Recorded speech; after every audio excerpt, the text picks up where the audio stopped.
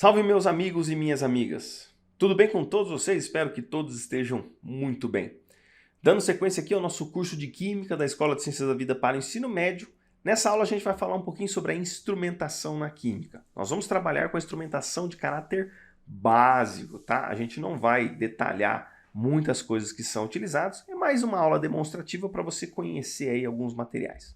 Então vamos começar aqui falando o seguinte: para que possamos realizar as experimentações na Química, são necessários instrumentos específicos que permitem a acomodação das substâncias, a sua mensuração e também o ambiente propício às reações químicas. E você tem desde objetos de caráter analógico para uso de um modo geral, quanto equipamentos eletrônicos que fazem diversos tipos de quantificações, separações, mas o objetivo aqui é a gente só mostrar o básico, que a gente carinhosamente chama na química de, entre aspas, vidrarias, apesar de nem tudo ser vidro, tá?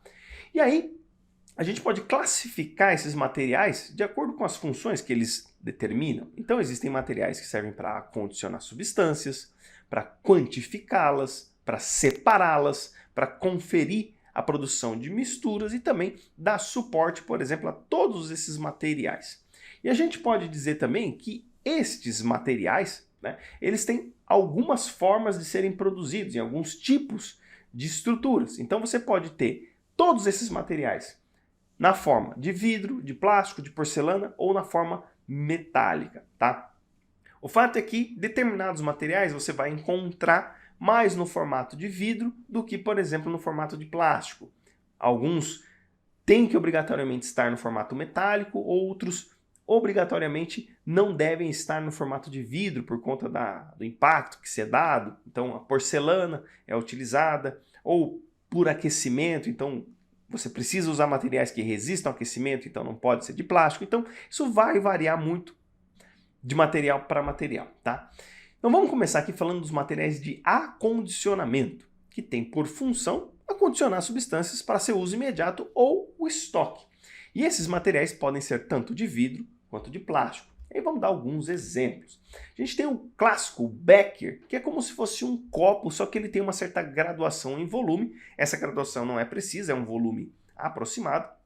E a gente coloca coisas no Becker para, por exemplo, acondicionar certos líquidos. Dá para acondicionar pó também, mas o Becker ele tem mais uma finalidade de acondicionamento de líquidos. O Erlenmeyer, que ele também tem essa função de acondicionamento, só que você percebe que ele tem um gargalo mais estreito, onde você pode colocar uma tampa, uma vedação, para evitar que, por exemplo, um líquido evapore. Tubo de ensaio. O tubo de ensaio ele é muito utilizado para quando você vai fazer, por exemplo, algumas reações químicas pontuais, quando você vai fazer, por exemplo, algumas análises microbiológicas ou análises de sangue, não serve só para química, mas também para outras áreas. Então ele tem essa função de acondicionamento para reações mais curtas, mais pequenas, ou só para você também guardar uma certa substância ali dentro. O balão de fundo chato, tá? O balão de fundo chato, ele além de servir para uma condição de acondicionamento, ele serve também para você fazer transformações, aquecer, tá? Porque o fato dele ter o fundo chato, ele consegue ficar parado em superfícies planas. Você não precisa colocar ele em suportes, tá? E o vidro de relógio, que ele é muito utilizado para você colocar pós quando você vai pesar em balança, tá? A balança, de um modo geral, ela tem um ambiente onde você pode colocar alguma coisa em cima, tá? Fazer a tara, ou seja, zerar o medidor da balança e colocar ali o que você vai estar analisando. E normalmente o vidro de relógio a gente coloca os pós, para depois transferir eles para outra condição para poder ser manipulado. E aí uma coisa importante é que esses materiais de acondicionamento não podem ser usados para fazer medidas, porque eles não têm precisão para essa medida. Por mais que você tenha alguns materiais que tenham volumes aproximados, essas medidas elas têm um erro muito grande, tá? Então a gente não vai entrar em detalhes na questão do erro, mas elas não são utilizadas para isso. Quem vai ser utilizado para fazer medida serão os materiais de quantificação. Então, tem por função determinar a quantidade de substância utilizada, tá? Que eles também podem ser de vidro ou de plástico. E aí, quais exemplos que a gente pode dar aqui? A proveta. A proveta ela serve para determinar volume, tá? E esse volume você pode fazer tanto volume de pó como volume de líquidos. O mais habitual é o volume de líquidos. Então ela tem uma escala e ela tem uma graduação.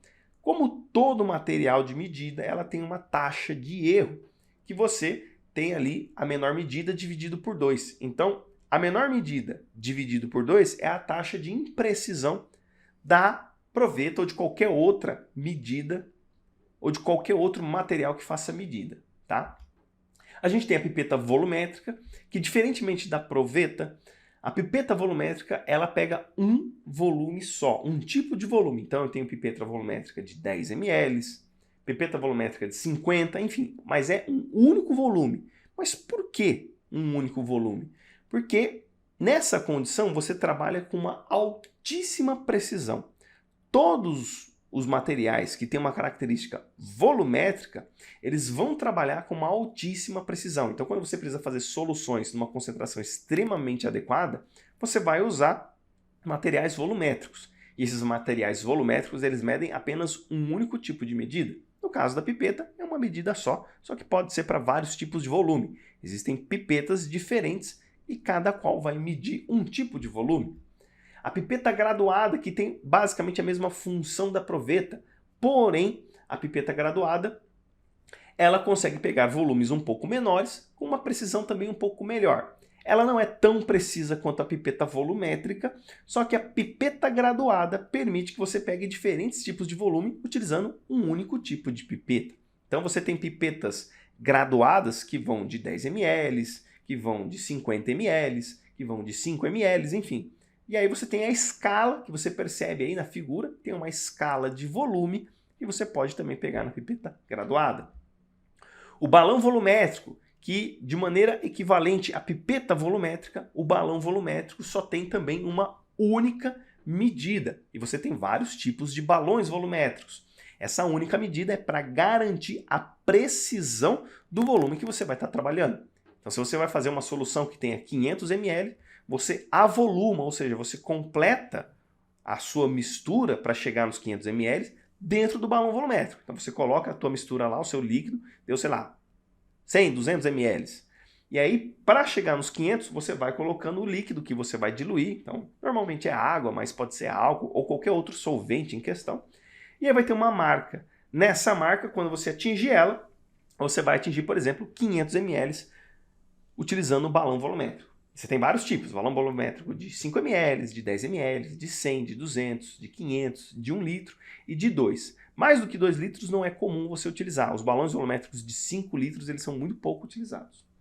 E por fim a bureta, que também, apesar dela ser uma vidraria, né, um material de quantificação que tem uma escala, de todos é o que tem a maior precisão enquanto escala, tá? Ela não é mais precisa do que uma pipeta volumétrica ou um balão volumétrico, porém a bureta ela tem um grau de precisão tão grande que você pode considerar ela num certo nível, entre aspas, volumétrico. Por que a bureta ela é tão importante? Porque ela é muito utilizada para você fazer titulação. E a quantidade de volume que você usa, por exemplo, de um titulante, ele tem que ser muito específico, mas muito específico mesmo, porque qualquer pequena variação pode alterar ali a concentração do produto que você está analisando.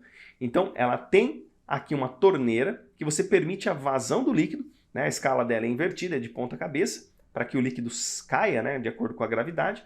Conforme o líquido vai baixando, você vai ali vendo o volume descendo e vai conseguir quantificar ali o quanto você utilizou com uma certa precisão, tá bom?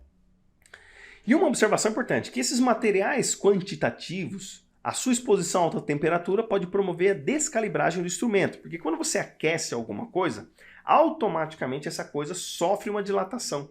Como os instrumentos de medição de volume, eles têm uma calibragem para aquele tipo de volume, se você dilata esse material, você obviamente dificulta a precisão do volume, porque se houve uma dilatação e a medida ali é fixa, marcada no vidro, então, na próxima medida que você vai realizar, essa medida vai estar imprecisa porque você vai ter mais volume ali do que está sendo marcado. Então, esses materiais não podem ser autoclavados, não podem ser lavados com água quente ou ficarem expostos a temperaturas muito altas, tá bom?